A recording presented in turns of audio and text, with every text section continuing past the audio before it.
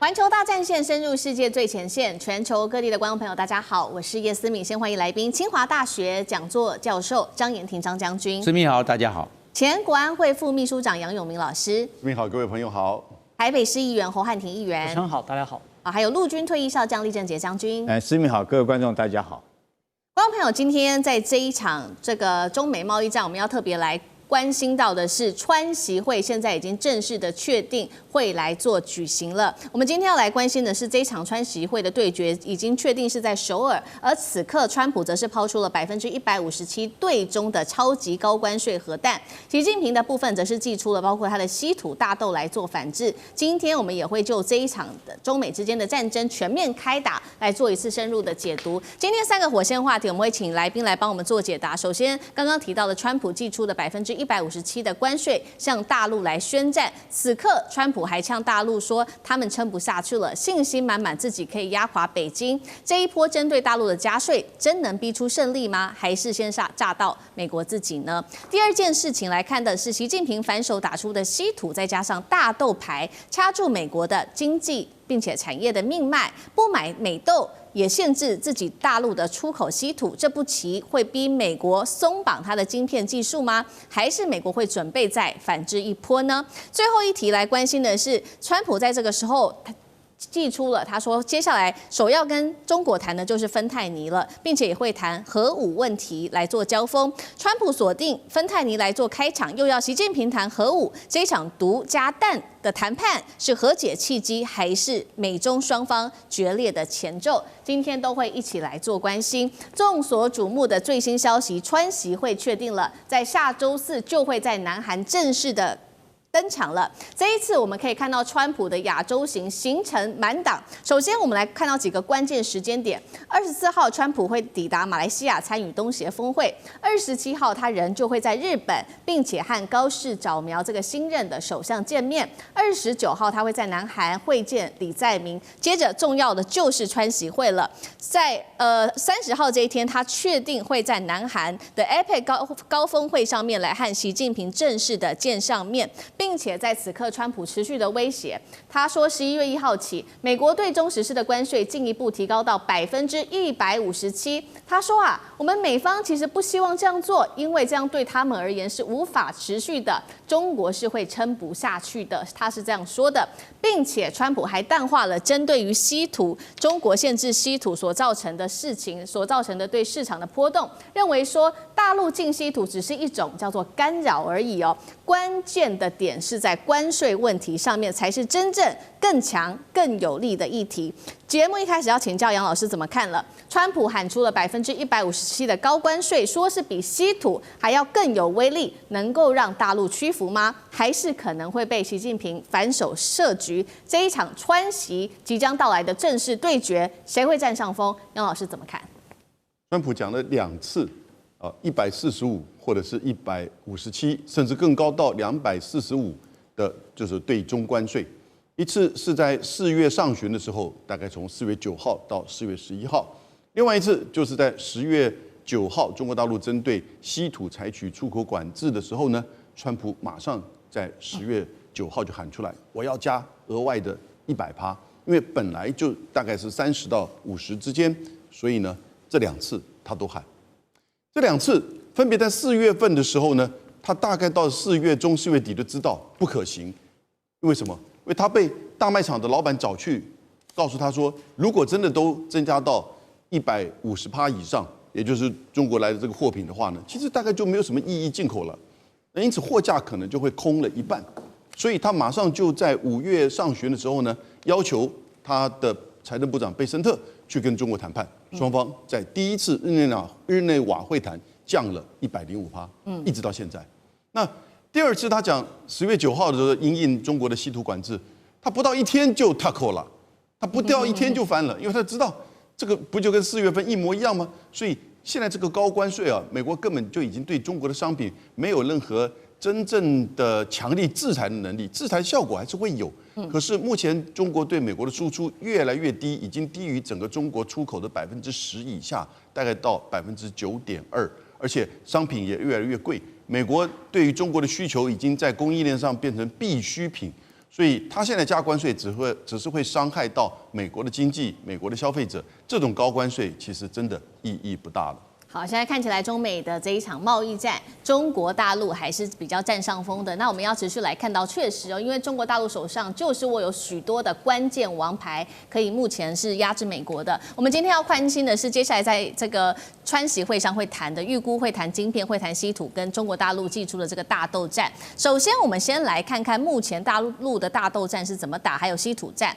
现在呢，中国是全球最大的大豆买主，占全球的60%。但是重点就是从9月份开始，是首次的零大豆跟美国1粒米1粒的大豆，它都不愿意买了，这个数量直接归零。稀土的部分，它现在也减少，并且对于这个美国的输出中国稀土的开采又是刚好占全球的70%，尤其是最重要的就是精炼了，它的产能是超过90%的，具有垄断性的绝对优势。如今北京卡住的大豆跟稀土，能够换取美方开放它的高阶晶片的技术给中国吗？这一场盘算是粮食再加矿来逼美国晶片技术的开放，有没有可能突破困境？汉庭又怎么看？所以大陆手上握有2张硬牌，第一呢，稀土是战略原料的卡脖子武器；第二，大豆是美国农业票仓的政治痛点。习近平可以同时掐住美国的科技命脉和政治选票，这不仅是经济手段，而是战略级的外交武器。所以美国这边高喊封锁中国科技，中国就淡淡一笑，那我就封你粮，封你矿。所以这一场贸易战，美国打的是短期选举的利益，而中国打的是中长期的结构布局。川普想要靠157%的关税吓住中国，结果中国一句不买你的豆，就让美国自己的选区先崩。那到底谁在下棋，谁才是被下的呢？川普有个习惯，他认为谈判就像打拳，我挥得够狠，对方一定会怕。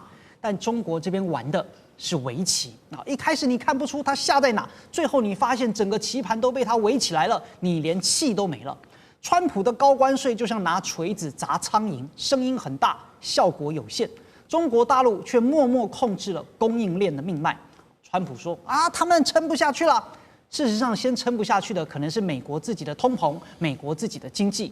中国有粮、有矿、有市场；美国有债、有选举、有内耗，还有 TACO。所以中国呢在打供应链重构，美国在打内部甩锅大赛。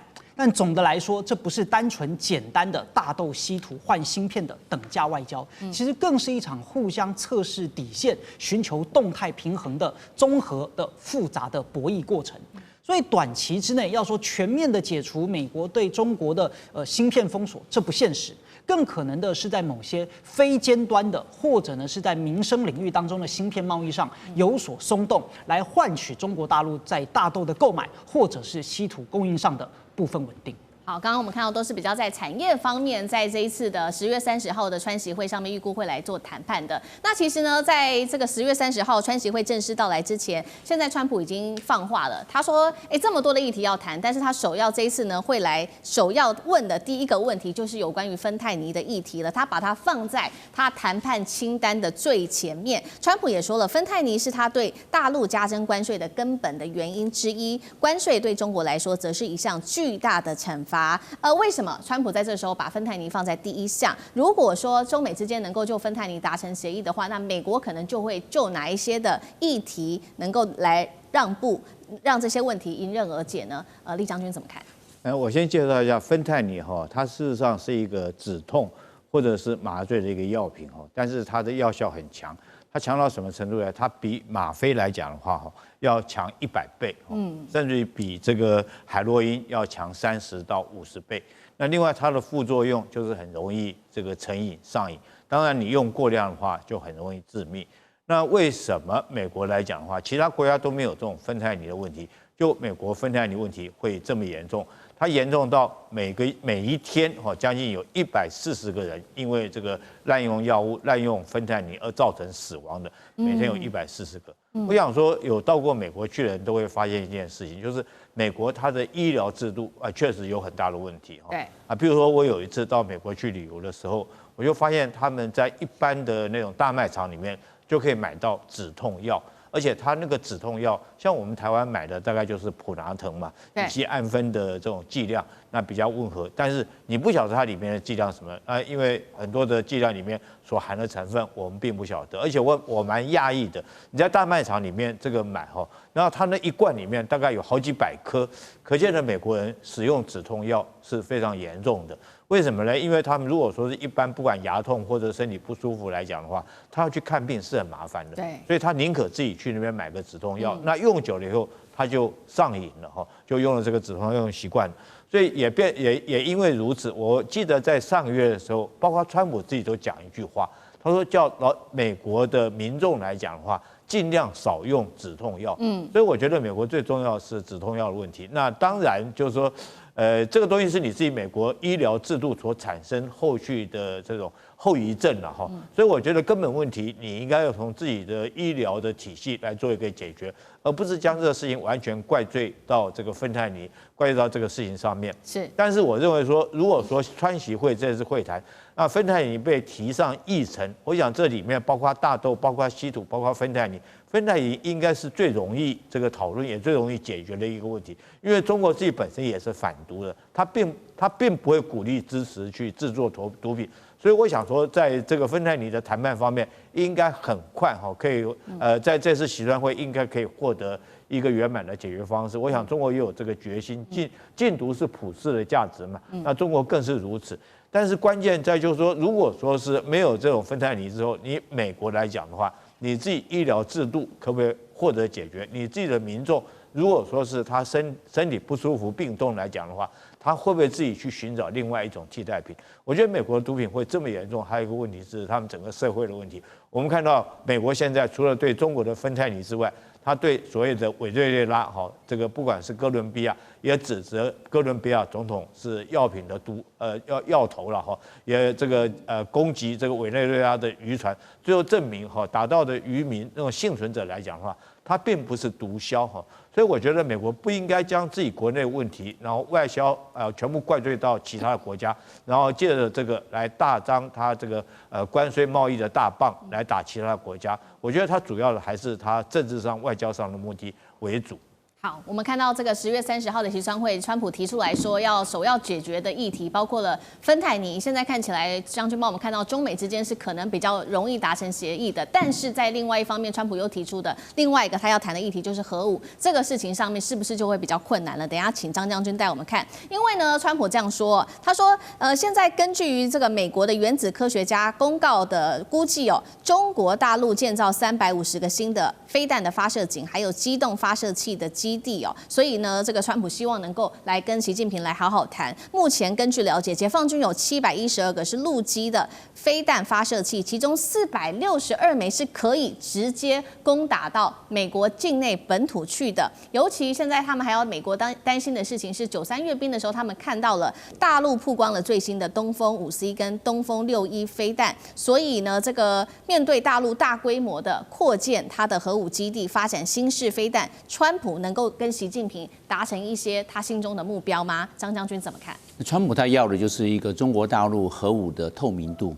因为这几年来，中国大陆的核武的发展非常的快速。第一个是有载具，你看东风31A 机、东风4、东风5、东风6，都相继的出来啊，这都是我们讲的，这就是载具，而且它的载具不是载1枚，它可以载10枚不等。那这样的话，一个弹的话打出去的话，就那个子弹整个就被类似母子弹一样，就分导出去了。那这方面的打击的力量，这个是非常的大。我们也看了，中国大陆现在目前600枚核武，那600枚核武现在每一年生产100枚核武，所以西方国家讲到2030年，它有1000枚核武。那这个核武的这种会后来有没有后来居上？以前的时候，美国遥遥领先，现在慢慢美国只是相对领先而已你看我们在去年的是2024年9月25号，中国大陆打了一枚东风31A 机，打到夏威夷海域，总共飞行11700公里，打到那个夏威夷附近的海域，成功命中这个试射的目标，那就知道那个中国大陆的打击力是很强的，而且美国非常重视这两个，第一个地警式的，那地警式的话数量在增加，现在712里面有462可以打到美国，但是不要忘了还有机动的，这个机动的透明度是什么？机动它会跑，在哪里你不知道。固定的地窖是你可以看得到，它一个枚数起来，你可能做一个这个我们讲的核武的反打击。但是机动的你没办法抓，对，那个机动又不透明，美国最怕的是这个东西，所以美国可能要说，你中国大陆你这个机动到底有多少？对，你的路线大概你的所存的地方大概是什么地方？美国要的是这个东西，因为中国大陆的这一方面，为什么？因为精度增加了，美国它有 GPS， 中国大陆已经有北斗定位了，它自己自主定位。那你想想看，那美国在这一方面是更有所忌惮。以前是由美国的控制，现在中国大陆是独立的这个定位系统。那美国在这一方面就知道了，中国瞄准到哪里打到哪里，而且它这个是1枚弹道飞弹发射10枚的这个分导式的飞弹，这种核武，那这样对美国的这核武的威胁是非常的大。所以美国在这一方面，我相信川普要中国大陆要它的透明度，要它的数量，还有希望它的部署的相关的位置以及机动的状况，可能美国都要有所掌握。好，谢谢张将军。那我们休息一下，马上回来。地缘政治、美中之争、战略价值、强权崛起、小国生存，现在与未来洞悉事件走向，掌握世界脉动，全球观点尽在环球大战线。好，接下来我们要来持续关心的是美国现在财政暴雷哦。首先我们要来关心到，因为这是最新的一个数字，债务是来到了正式的新高点，来到了债务飙破38兆美元。尤其现在政府官们已经正式的进入在第3周了。现在其实，在全美有4200万人还是领食物救济的。川普治下的美利坚帝国是否走向自爆倒数计时呢？今天会一起做关注。3个火线话题，今天会请来宾帮我们做解答。刚刚提到了，确实现在他们的美债是创新高了，而且刚刚说了嘛，38兆美元，我们来用秒计算的话，是每秒增加21万美元的一个金额，换算新台币也是214万的这么高的一个金额哦，创历史新高。这是财政警讯还是美国经济崩溃的序曲呢？川普还撑得下去吗？在政治上，在经济上。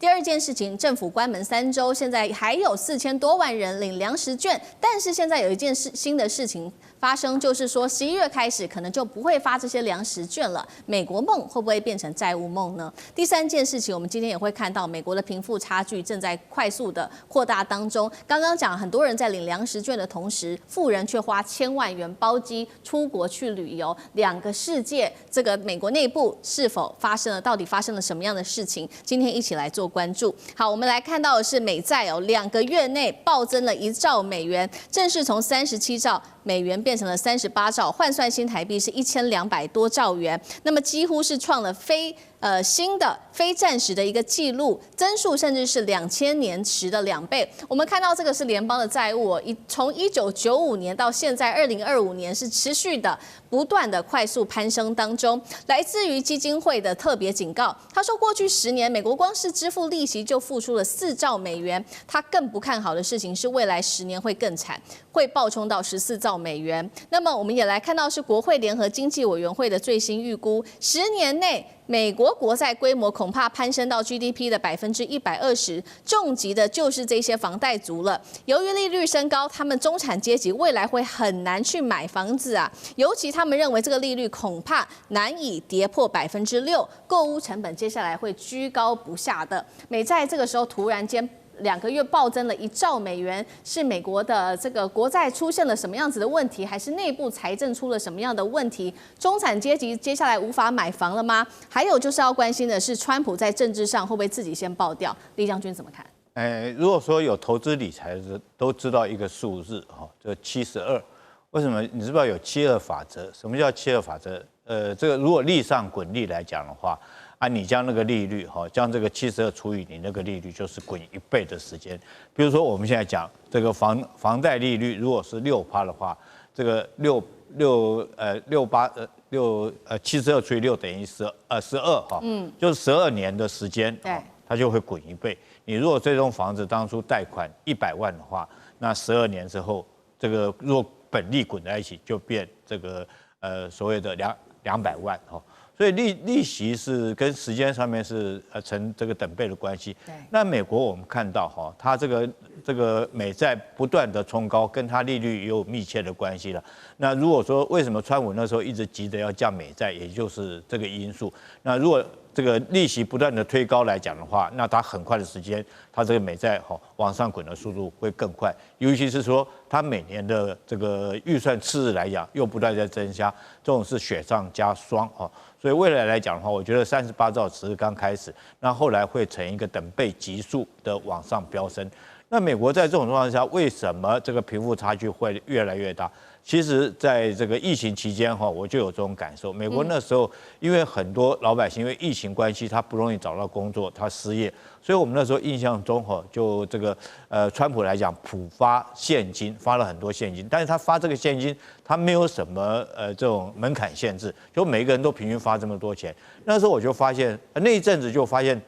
不管是美国或我们台湾来讲的话，股市立刻就飙升。为什么会这样呢？比如说我是个房东我房子租给这个汉庭，那汉庭来讲的话，他因为没有工作没有赚钱，他就没有钱付房租，他就会被赶出去，被我赶出去在外面住。那现在国家给了他2万块钱，他这2万块钱赶快交给我来付房租，那他可以有地方住。但是我也发2万，他再给我2万，我就变成4万。这4万我去干什么呢？我不缺房子住，我就去投资到股市去，所以股市不断飙升。那对本来就已经有这个一桶金、已经有钱的人，他会利上滚利，他会赚更多的钱。但对穷人来讲的话，他当初领了这个救济金，领了这个补贴金，他为了要吃饭，为了要租房子，尤其在美国，很多人是本身是没有房地产的，他必须要靠租屋来度日。那在这种状况之下，当然加深这种贫苦人员他们经济上的负担所以我觉得美国来讲，贫富差距会越来越大。那有钱的人，你看当初因为这个利息因为投资股市利上滚利，他有钱去做豪华旅游，但对贫穷人来讲的话，他这个利息还是要付啊，所以到最后他就变成说是只能沦落于在这个赤贫线以下在讨生活。是同样的问题，那汉庭又怎么看？那接下来川普撑得下去吗？来自于政治上的压力等等。美国终于活成大家最讨厌的样子欠钱不还，吵架不断，还怪别人害的。现在美国的国债是38兆美元你没听错，这38后面再加12个零，这个数字大到什么地步呢？如果你每天烧100万美元，还要烧到耶稣复活加转世10次，都烧不完。所以彼得森基金研究会算得很清楚，未来10年美国光付利息就要14兆美元。这不仅是数字上的恐惧，而是整个财政结构上的崩塌，再加上现在的政治瘫痪，党争之下的政府完全停摆。华盛顿呢，这个政治马戏团上演了最新的大戏，谁能关门更久？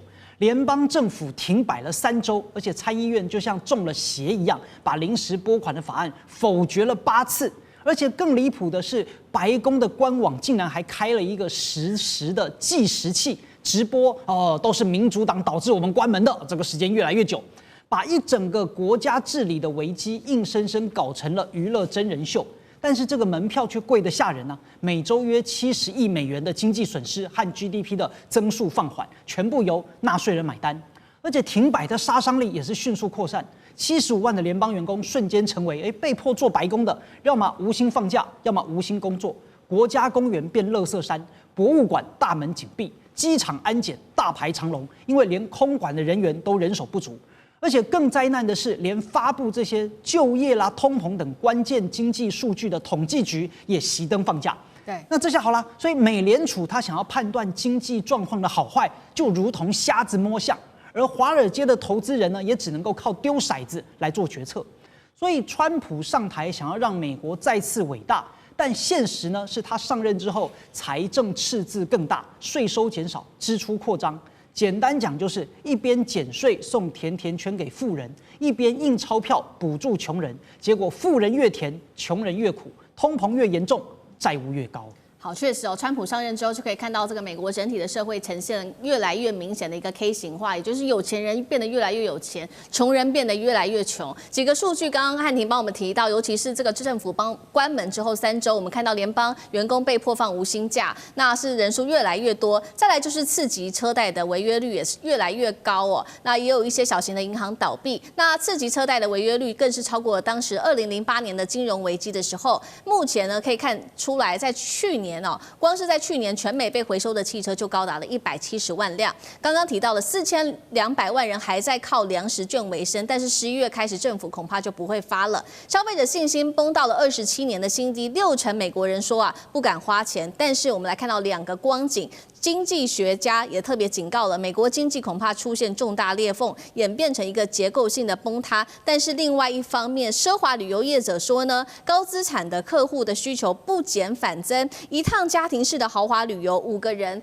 动辄可能他们会包机啊，或者是干脆买下一个岛来做旅游花钱不手软，这个是达到1000万的一个旅游的金额。张将军怎么看？美国梦变成债务梦 ，K 型化社会越来越严重吗？美国最严重的就是它的国债太重了，38兆。如果到明年2026年，美国国债可能要破40兆。那么沉重的包袱，你光利息就搞不完。所以美国国债越重，它的经济周转的空间就越狭窄，因为欠太多钱了。那有没有办法去周转？我们讲的有一个回旋的缓冲的空间就没有了，受压缩了。美国贫富差距也大，又是它的问题。对美国，你不要以为美国很有钱钱的就是有钱人是寡头。大部分都是穷人，是这个样啊。那贫富差距太大，所以它这状况怎么样？美国还有一个，美国储蓄率非常的低，对，4.6%。你赚100块你花95块，你只存4块6毛，就这样，那就没有钱了。你没有钱，你就变成月光族。月光族对生活的那种忍受度越差，因为他月光了，没有办法存钱啊。那将来要经济不景气或者他失业了，那我吃什么？因为我平常就月光。你现在失业了，那我只有吃食物，你领食物券去领食物，就这个状况啊。所以美国来看的话，它还有一个状况就是说，美国的这个私募信贷跟它的总借款突破5兆美元。就是大家就像银行借的钱，这是大家借的钱突破5兆美元，这是大家借钱你还要还，你如果在失业，你怎么去还那个钱？你就变成比饮食卯粮还麻烦了。所以美国的这个状况是到现在为止看不到改善的空间。还有2个，第一个，美国的通货膨胀到达3%，换句话说都在增加它东西越来越贵它的消费的年增率每一年增加的5.5%，就是说你你买这些牛奶、面包还有蛋你年增率增加5.5%，通膨是3没有错，但是你的消费年增率增加对，因为你都要吃这基本的东西那第2个呢，我们来看了美国利率现在是这个4.25%，也是高你利率一高的时候回旋空间越小，为什么？你就没有办法，大家不愿意去投资了。因为利率那么高，我怎么要去借钱去投资？也没有人去借钱，也很少人借钱去消费，因为你利率太高是这样，那会造成它里面的消费市场的萎缩，这都是问题所以一节还一节。那现在不要忘了，美国现在正在打关税贸易战。那这样的话，大家要收紧荷包，因为打贸易战、关税战是没有赢家，所以那怎么办？那人民的生活会更苦。那又是贫富差距这种结构没办法改善。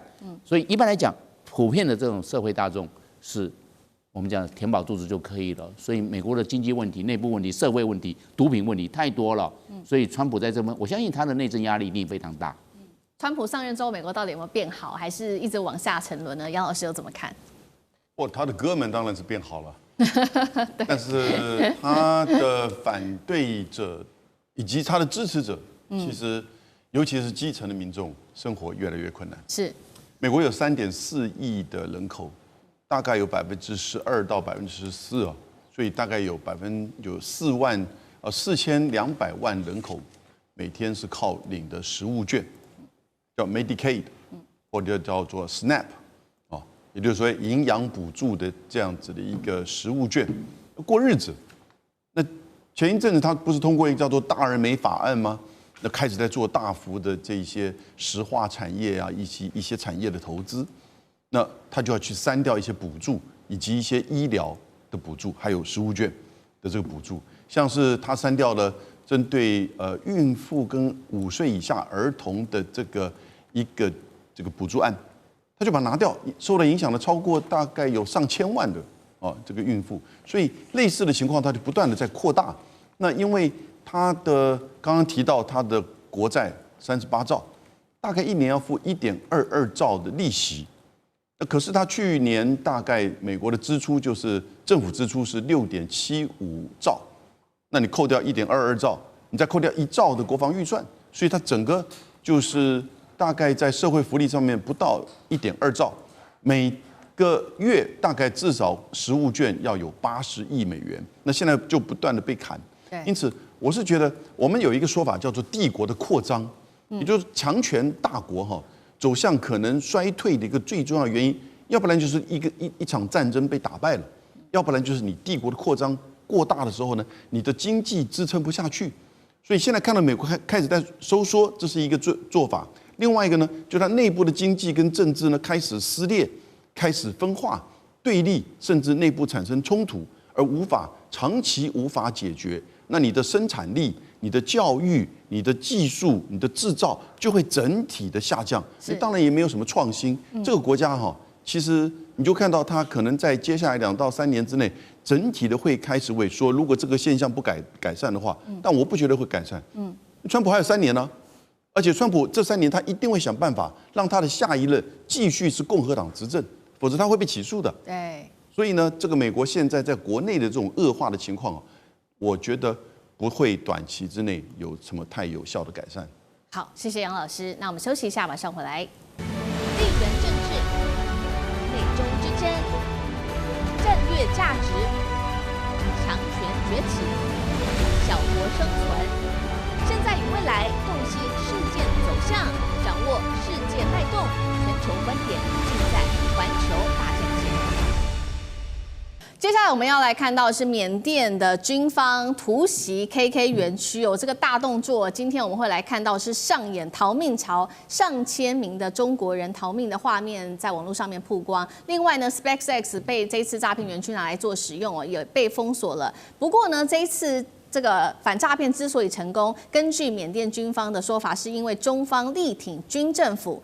不过呢，缅甸的内战现在是否再次燃烧？今天我们会一起的来做关注。好，震撼的画面曝光了，就是缅甸军政府呢，在22号这一天突然间是闪电突袭哪里呢？就是妙瓦底 KK 园区了。当时他突袭之后，就可以看到成千上万的工人从这个 KK 园区里面冲出来。这个画面当中还包括了上千名的中国人。那有人是背着行李，有人开车啊，有人骑车挤上货车等等。这个画面就是有人挤上货车然后逃出这个 KK 园区，现场的混乱度是非常高的，有人形容这像是战区大规模的一个撤离行动。好，有一些比较具体的数字了。缅甸军方说，这一次的扫荡呢 ，KK 园区一共是拘捕了2198个人，也查获了30套是来自于星链的设备。泰国官员也证实了，还甚至呢有超过600人从这一次的扫荡当中的 KK 园区逃离，并且就这样子越境进入了泰国。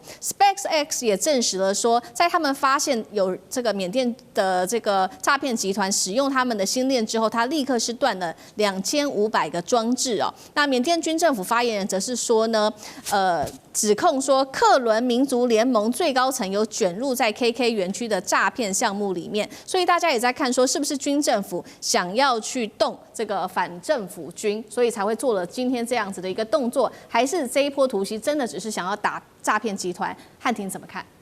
绝对不能单纯认为政府去打诈骗集团这么简单哦，因为在当地的克伦邦其实是3足鼎立、3股势力。第一个当然就是缅甸的军政府，第二是与军方若即若离的克伦边防营啊，但其实它才是跟诈骗集团比较有关的。对，那再来是长期跟中央政府对着干的克伦民族联盟。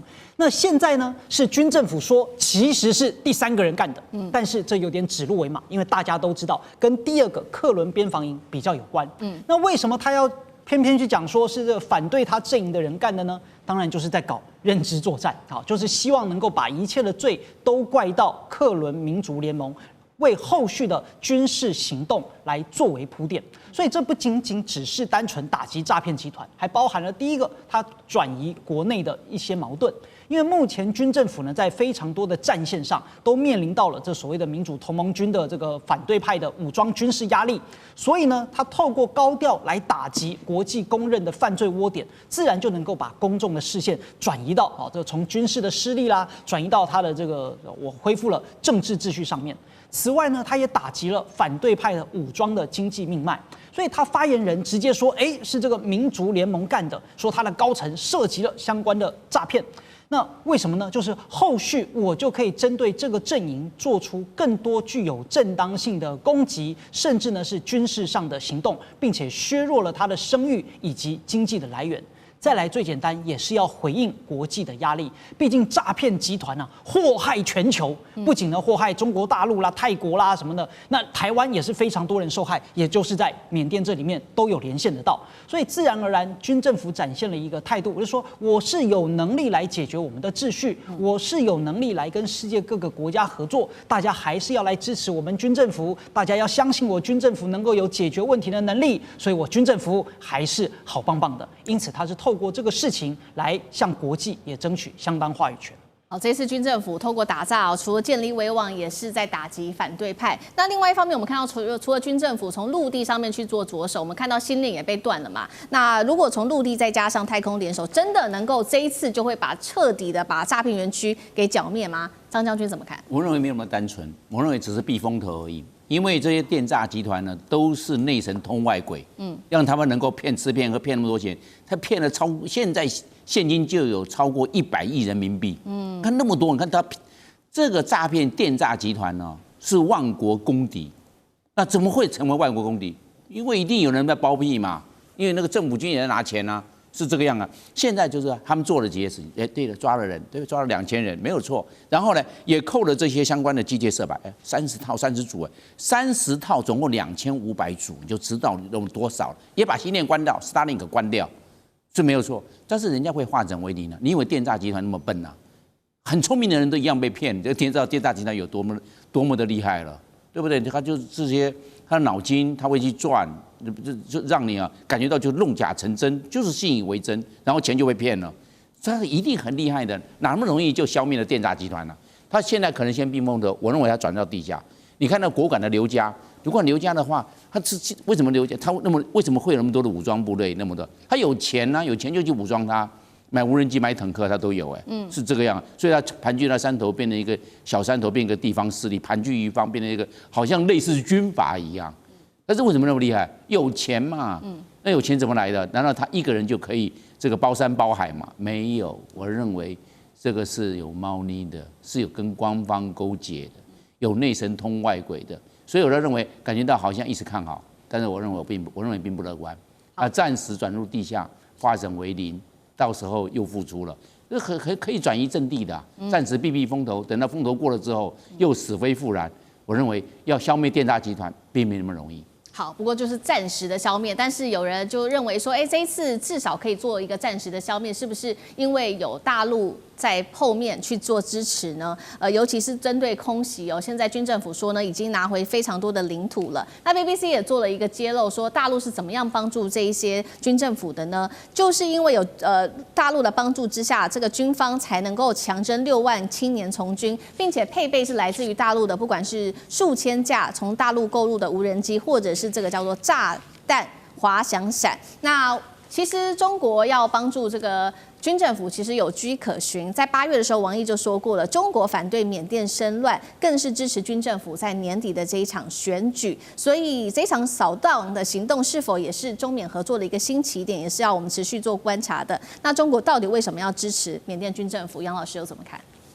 其实我们看大概已经有4年了吧，2021年开始，三方的反叛军在缅甸北部取得了这个胜利之后呢，那个时候军政府似乎好像一蹶不振，可是事实上后来并没有往这个剧本发展。那军政府其实并没有想象中就是溃散，那他其实也继续在征兵，然后呢，针对自己内部也在做，就是说这个等于是压制。那另外这三方的这个反叛军呢，自己处不好，又牵扯到诈骗集团，对这个情况变得越来越严重。所以中国大陆在那个时候开始第一个，它针对边境就做严格的管制，尤其是军民两用的一些物品就做严格的管制，而且不会去介入到任何一方，不管是反叛军还是军政府。那这个是中国对外政策，即使是跟他的邻国，即使是在这里面有诈骗的这个事件，但后来诈骗事件发展的越来越严重的情况之下呢，军政府的反击开始就出现。所以你看到最近是特别在这个角梅镇这一阵子，针对的就是德昂民族解放军，他就夺回过去这个德昂民族解放军几个月来所占领的角梅镇，那军政府大概在3个礼拜之内就拿回来。当然这里面有提到的一些就是无人机的使用，不过这个当然也就跟中国大陆的政府的政策一样，你自己内部的事务其实我不积极的介入，可是呢不能影响到我边境的安全，我会做一定的军民的或者是物资的管制，避免介入到你任何一方。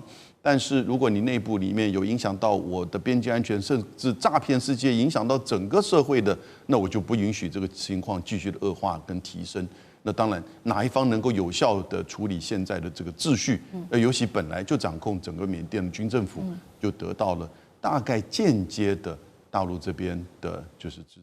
是好，那我们也继续请教厉将军有怎么看？因为这一次其实有用到大陆的无人机跟它的炸弹滑翔伞，这个是关键嘛？那缅甸未来的内战走向，也请将军带我们看。为什么中国要支持缅甸军政府？到缅甸来讲，中缅的经济走向对中国太重要了。我们知道缅甸下面有一个叫皎漂港，中国在那边已经租借了99年的使用权因为它可以避开马六甲海峡，所以对中国来讲，缅甸这个地缘上面是非常重要。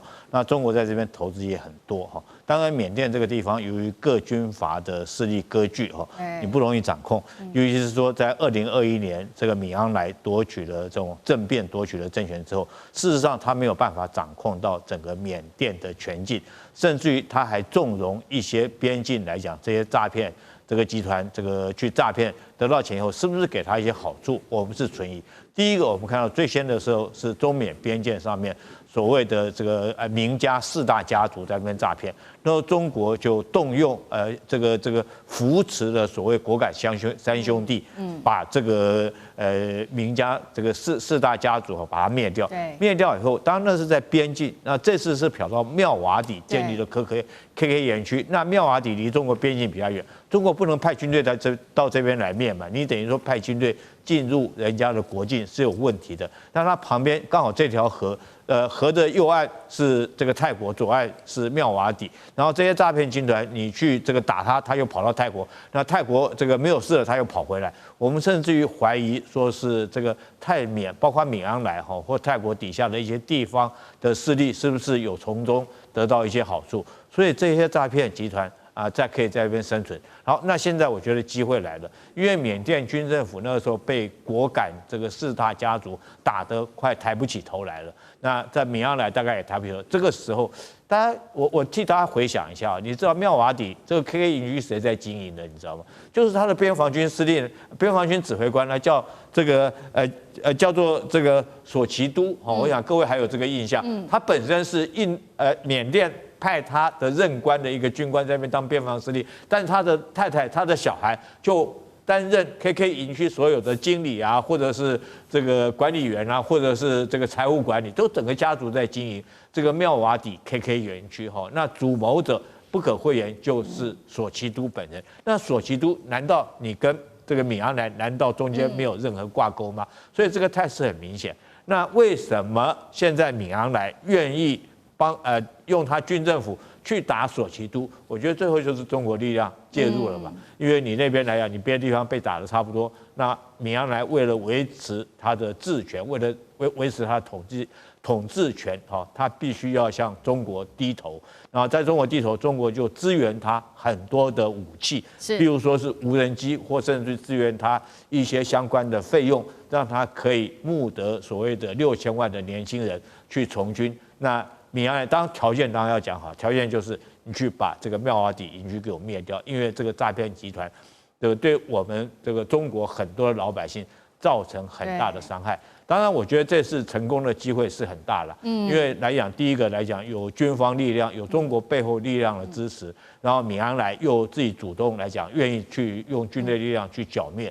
这个是上策哈。如果中国军队自己不能介入，那一定用缅甸自己去打，那果然是上策。第二个来讲的话，我们看到包括它的星链网络被断掉以后，那可想而知哈，它如果没有网络，它也不容易实施诈骗。第三个，我觉得泰国那边也必须要配合哈。我们看到贝中塔当初就是承诺要对这个妙瓦底营区实施来打诈，以挽回它泰国的国际的观光形象。所以我觉得在这种三股的力量之下，很可能这次科科园区很可能会被灭掉。但是我们也有在后续观察了，那主要是米昂莱还有地方的势力是不是愿意全力打诈？那中国的力道够不够？那我觉得这个关系到中国在缅甸地区的不管是经济或者是老百姓权益的问题中国一定会全力以赴的。好，谢谢将军。那我们休息一下，马上回来。地缘政治、内中之争、战略价值、强权崛起、小国生存。现在与未来洞悉事件走向，掌握世界脉动，全球观点尽在环球大战线。接下来我们要来特别关心的是中荷之间的这个晶片战开打。那荷兰这个背后有没有美国势力的介入，这个都会持续做关心。荷兰这一次呢，针对中国大陆，他用的法律是用冷战时期的一个法律来夺下中国大陆它的安氏半导体厂哦。那中国则是用断供来反击欧洲哦。那么导致欧日他们的汽车产业恐怕有10天内就会面临停摆的问题了。今天就这些议题，我们会一起的来做关注。赶快来看到荷兰的最新动作，他因为在欧洲哦，他这边已经正式的出手。彭博10月23号报道，荷兰政府突然间出手，就是直接暴力接管中国的文泰科技持股的这一家晶片制造商安氏半导体。那荷兰的代理经济部长怎么说呢？他说：“我们做这样子的接管，是因为基于国家安全哦，所以他们援引的就是冷战时期的一个法律，这个法律叫做1952年的物资可用法。”直接来接管，并且罢免掉了安氏半导体的这个中国籍的执行长，他是张学正。好，他并且也警告说，警告这些中国客户说，而且我们做了接管之后，还会不保证哦，中国子公司的产品的品质就会是好的。安氏半导体现在是怎么做运转的？带观众朋友稍微了解一下，主要是在欧洲这边做研发之后，就会送到中国厂这边去做这个晶片的封装。那根据了解，现在全球由中国工厂负责的全球70%的产品都是在中国厂这边来做封装的。一旦你的晶片在中国这边封装好之后，才会出口到欧洲国家去。那针对这一件荷兰的这个动作，北京立刻是祭出了反制措施。它怎么做呢？就是把中国厂跟荷兰的厂呢，它直接独立做一个经营，恢复的分公司的中国厂就直接只供中国自己的半导体做使用，也就是说不出口给欧洲国家做使用了，并且呢，所有的销售，所有的这个交易方式都是使用人民币来做结算的，会造成什么样子的后果？就是欧洲现在已经说了，主要的汽车的供应商跟零件商1周内就会面临到晶片断货的问题，而且10天到20天之内就会扩及到整个汽车产业。现在初步了解，包括了 Benz、BMW 或者是丰田等日系车厂都会受到影响。那么大众汽车也说呢，他们随时都会面临停产的问题。中国商务部长王文涛也说，荷兰的举动已经严重影响到全球供应链的稳定性了。除了说这些欧洲车厂会受到影响，包括德国，他们拿不到这一些很重要的晶片，他们也会受到影响。那进一步，中国它还祭出了这个稀土的管制，也会重挫艾斯摩尔取得稀土制作它的 EUV 光刻机。节目一开始，请教厉将军怎么看了？安氏的中国厂号称只负责封装，为什么现在看起来中国先恢复供货，但是欧洲陷入在供应链的危机？这一场这个经营权之争，到底谁会先撑不住？厉将军，安氏半导体它其实它不是什么高科技的半导体了你甚至于它连成熟晶片28奈米都谈不上，它甚至于是2000奈米以上的做这种晶片。那主要是做这个汽车车用的晶片，每一辆汽车这可能要上千片，它这种晶片啊，不管你去感测到，譬如说是自动驾驶啊，或者是说感应到这个行车之间保持车距等等，都要用到这相关的晶片啊才可以。那安氏半导体本来是荷兰的一家公司，由于它经营不善，都已经快倒了。那文泰科技，中国文泰科技就入股把它买下来。买下来，在文泰科技的这种经营之下，它转亏为盈。那当然，我买下来的话，这个CEO 执行长当然由我中国来派。但是没想到荷兰政府借着说国家安全，冷战的时候这个物资可用法是配合美国，讲明了就是配合美国，然后硬是说是将他的中国的股权只降到只有1%，另外99%为他国有，甚至于冻结中国在这个安氏半导体的所有的这种表决权等等都把你冻结了，等于说是讲明了就是荷兰政府把这个安氏半导体抢去了，跟个抢匪一样抢去。好，那你抢去以后，你知道就是这个安氏半导体这个招牌是挂在荷兰但是工厂是在中国东莞你研发是在荷兰，但是生产都在中国。那你既然这样子出手这么恶劣的抢夺我，那中国很简单嘛，我就是不准你出口嘛，因为工厂在我这边，我货就不准你出口。但是没想到这个荷兰政府也用了一招他说，那你既然不让我出口，我就不发给你薪水他说不发薪水给中国的这些员工，他们就没有薪水。那中国没关系啊，那我就把这个东西拿出来，我自己来卖。那你不准我不会卖到你欧美这些国家去。我中国自己也有汽车产业中国也有很多的电动车，干嘛？我就供给中国的厂商，国内自己厂商来使用。我一样有钱可以收入，我一样有这个钱可以付给我东莞的这些员工，而且我卖给我自己中国的汽车产业来讲的话，它还可以说什么？就是用人民币来交易，就避开美元。所以我觉得这一场这个中荷之间这一场这个有关于安氏半导体的这种争论，最后的结局应该可以看得出来，最后荷兰必须要软下去，因为你事实上也没有意义嘛，你只是配合美国在做这个动作，做这个傻动作，等于自己在挥刀自宫，你知道吧？你是断了自己的生路。所以后续来讲，我觉得中国因为有足够硬的底气。所以在这场这个争夺大战之中，应该是中国占到上风，而且会获得最后的话语权，也获得最后的赢家。好，这个荷兰这次接管安氏半导体，有人外界看起来就像是好像荷兰就是直接用抢夺的方法。当然，荷兰是说，我们用的是有根据法律依据的就是冷战时期的这个法律来接管企业，并且开除中方的主管。他说这样子是为了保护国家安全，到底有没有正当性？汉庭怎么看？还是政治接管？荷兰政府所用的所谓物资可用法是1952年冷战时期出来的，而且那是用在战争时期紧急状态、物资缺乏的状况那现在呢，它是用来接管了一个正常经营的企业，当然是有问题，就如同大炮打蚊子，而且这大炮呢还是从博物馆里面临时拖出来的。所以首先他扣上了罪名，因为你治理缺陷，所以我要把你给接管。但是他一方面指控安氏半导体做得不好，目前也没有拿出令人信服的公开证据，就好像一个裁判突然就闯进了球场，然后抢走一方的球，我怀疑你不会踢球，所以我自己下来踢，那他自己能踢多好呢？这也不知道，跟法治精神背道而驰。而且关键是选择性执法，因为安氏半导体被中资的这个文泰科技收购之后，它的营收和研发都是持续增长，也为荷兰贡献了可观的税收。所以如果荷兰这么做，当然没道理。所以背后还是地缘政治的因素嘛，它就是华盛顿的这个哈巴狗，种种迹象都表明了，它只是在配合美国的对华科技围堵。第一个呢，根据目前曝光的法庭文件，美国官员在2025年的6月明确要求荷兰撤换安氏半导体的 CEO 张学正，以此作为该公司不被列入美国出口管制的条件。所以这就表明了荷兰为什么要这么做，因为它会被美国的长臂管辖所约束。那第二呢，温顺小绵羊因为连文泰科技的荷兰律师都指出，我经济部在这件事情上为什么呢？因为我是跟着美国的温顺小绵羊，他自己都这样讲，所以他放弃战略自主、甘为马前卒的行为，对一个主权国家来说当然是不明智的。那当然这件事情呢，也再次印证了一个历史上的规律，核心技术买不来、求不来、也讨不来，最有力的回应就是坚定不移的走自主创新之路，将科技的饭碗牢牢的端在自己手中。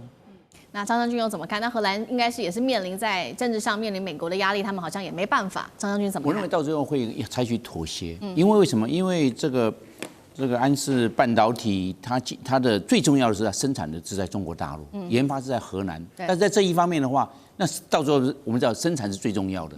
那现在这欧洲的库存呢，大概就有2个方法：第一个10天、20天结束了；第二个，他要去寻找替代市场。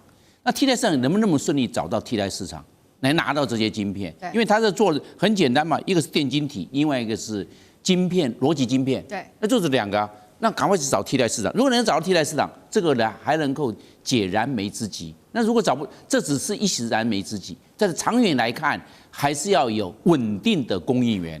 那你还是要这个回到安氏半导体，大家来合作。那你现在真的要把它做撕破吗？而且我们知道，汽车制造业是欧洲非常大的一个制造商，所以这些晶片它一定需要这个，它量一定需求量非常大。你要找，就算是它要找到替代来源，但是也问题是相对有限，能够找到多少，能够替代多少比例，这是个问题。所以我认为，要真正的荷兰真的要解决这个问题的话，势必要找到一个折冲的方案，就是我认为是一个妥协的考量，替代市场只能解一时的问题。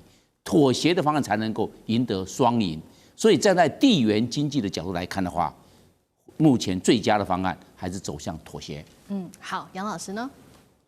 这个其实是在去年11月的时候，文泰科技就被美国的商务部制裁，但当时并没有制裁这个就是安氏半导体，因为这是在荷兰，属于文泰科技的子公司，虽然是100%的持有。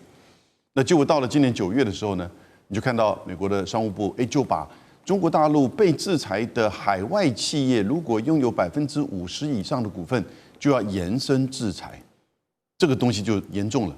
所以后来你就看到10月9号，中国大陆针对稀土就有一个0.1%的所谓的延伸管制，那这就针对美国的这个做法。那美国就想要找个案例来做了，就要求就对荷兰施压，针对这个安氏半导体。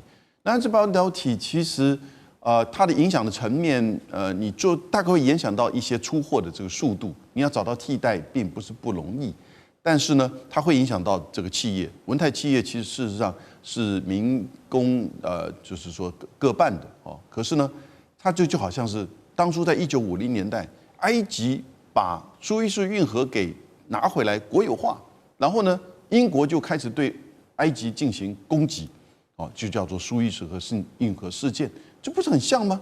也就是自己这个，而且当时苏伊士运河本身虽然长久以来是英国、法国在经营，但是事实上老早已经在人家埃及的领土的范围之内。那现在是你经营不善，我进去把它买来，把它做好，而且对你的企业、对你的就业、对你的这个收入都有帮助。结果你把它就像一句话给拿回去，饼就被你抢走了。那但不幸的是，制造在我这边，封装在我这边，那我就自己做，然后影响到是其他欧洲的这些汽车的供应商是可以找到替代，但是呢会到达，就算问题解决，也会影响到这个文泰这个科技。那我是觉得他们就在等待什么？等待川习会，因为川习会现在尤其是费森特跟就是何立峰正在马来西亚要准备开会。这个所谓安氏半导体根本不是中国跟荷兰的问题，是中国跟美国的问题。